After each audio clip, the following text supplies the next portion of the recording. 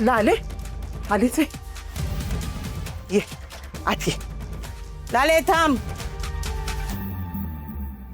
अजिबात घरात यायचं नाही. थांब. नाही येत. आणा पाणी. हा चांगली शूट करते तुला. लाले आता परत जायचं नाही ना तुला? नाही, संपलं सगळं काम. बरं झालं बाई, या जोखमीच्या जबाबदारीतून सुटलीच एकदाची.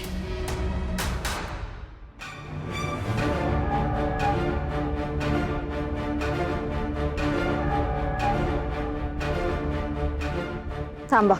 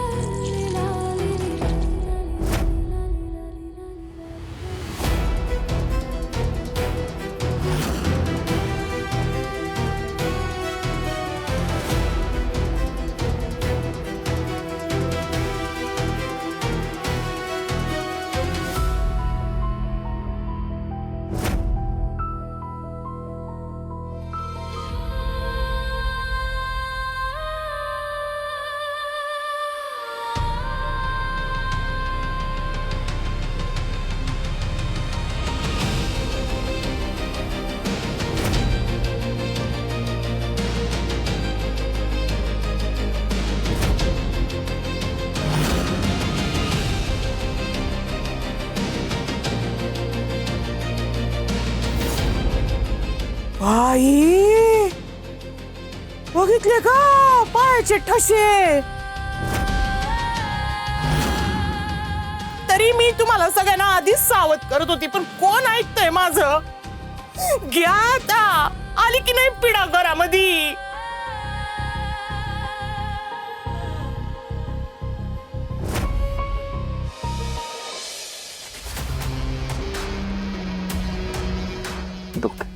जास्त नाही, मला खूप भीती वाटते गोपाळची. आर्या काय टेन्शन घेऊ नको, काय होणार नाही.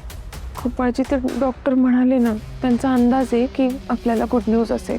त्यांनी अंदाज लावलाय, निधन तर नाही दिलं ना अजून, त्यामुळे काही टेन्शन घेऊ नको, असं काही होणार नाही. आणि नॉर्मल वाग जरा, म्हणजे कोणाला काही संशय यायचा नाही.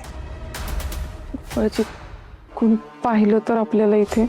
कोण बघणार नाही, मुद्दाम गावापासून लांब आलोय दवाखान्यामध्ये, हे तर कोण आपल्याला ओळखणार नाही. तू चेहऱ्यावरचं हे स्कार्फ काढू नको. मी आलो चहा घेऊन. ना थांबा, मी पण येते. अगं आर्या, समजा डॉक्टर म्हणले रिपोर्ट तयार आहेत, तर इथं कोणीतरी पाहिजे ना घ्यायला. तू थांब, मी आलो.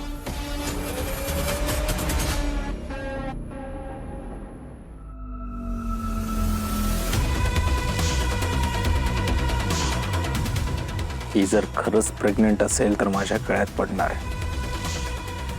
लवकरात लवकर हिच्याकडचे आणि मंदिरातले पैसे घेऊन इथून पसार व्हायला पाहिजे, नाहीतर या सगळ्यात अडकलो तर संपलो मी.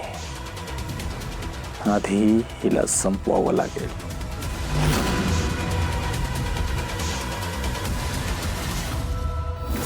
आतापर्यंत प्रत्येक बाईला वाट्यातून बाजूला करणं खूप सोपं होतं, पण हिचा भाऊ इन्स्पेक्टर मार्तंड जामकर हे विसरून चालणार नाही. नीट विचार करून हिला आराम द्यावा लागणार आहे.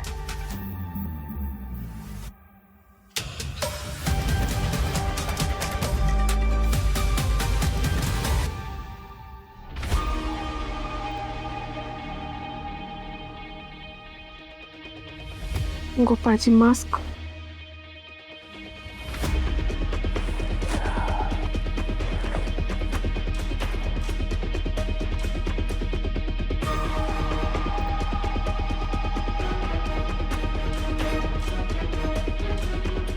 गोपाळजी, रिपोर्ट्स पॉझिटिव्ह आले तर? अगं नाही येणार आर्या, नाही येणार. तू उगाच जास्त विचार करते बघ. असं काय नाही होणार. तू टेन्शन नको ना घेऊ, मी आहे तुझ्या बरोबर. तुझा विश्वास आहे ना माझ्यावर? मग झालं तर रिपोर्ट्स येऊ दे, मग ठरवू काय करायचं ते. हं?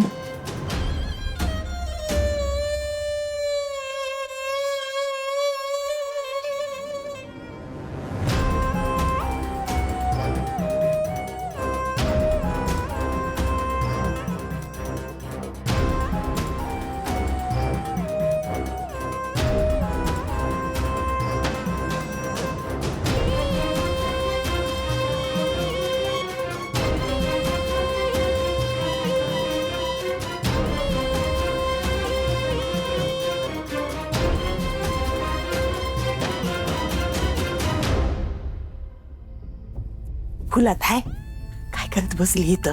हा अगं इथं लाली बी आली.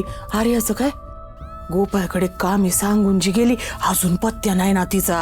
हा वय ग फुलत आहे, असं कसलं काम आहे ग जे फक्त गोपाळला सांगायचंय आपल्याला नाही? हे बघ रणजी, आता जे काय ना ते तिलाच माहित बघ. वय ग अगं पण तो जामकर तिला न्यायच्या आत तिनं घरी यायला नको का? मग त्यालाच कळलं का ही गावभर उंडारतीये, गोपाळला भेटतीये, तर जाब नाही विचारणार आपल्याला? बाई माधुरीच्या वेळी आठवतंय ना, मानलेली बहीण तरी एवढा जीव मेटाकुटीला आणला होता आपला, आणि हिथं तर ही सख्खी बहीण आहे. बाई काय कुटाणा करल काय माहिती. की ग तर फुलात्या, मी जरा जाऊन येते बाहेर. बनाली आता कुठं निघालीस? यांना दुकानावर जाऊन भेटून येते.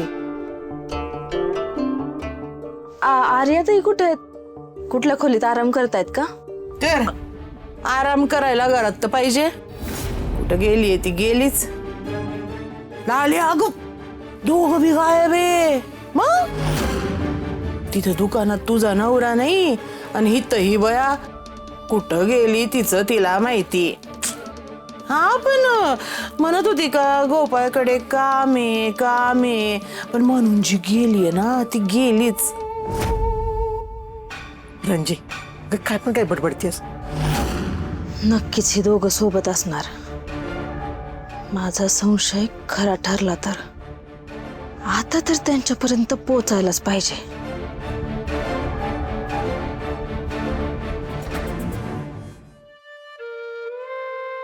गोपाळजी, अहो केवढा वेळ लावणार आहे ते? अहो आता रात्र होत आलीये, तर आता कधी पण येईल वाड्यावर मला पिक करायला. आणि मी घरात नसले आणि चुकून जरी तुमच्या घरच्यांनी सांगितलं की मी सकाळपासून बाहेर आहे, दादा मला किती प्रश्न विचारेल. मी कुठे होते, काय करत होते, कोणासोबत होते? गोपाळजी मी काय उत्तर देऊ दादाला? खरे हिच्या शोधात गावभर फिरेल तो. त्यात मी पण दिवसभर दुकानावर नव्हतो हे त्याला कळेल, आणि पहिला संशय माझ्यावरच येईल. मी बघतो, विचारतो.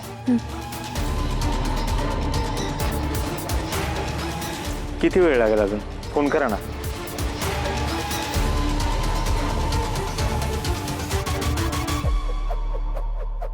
देशमुख, डॉक्टर देशमुख आहेत का?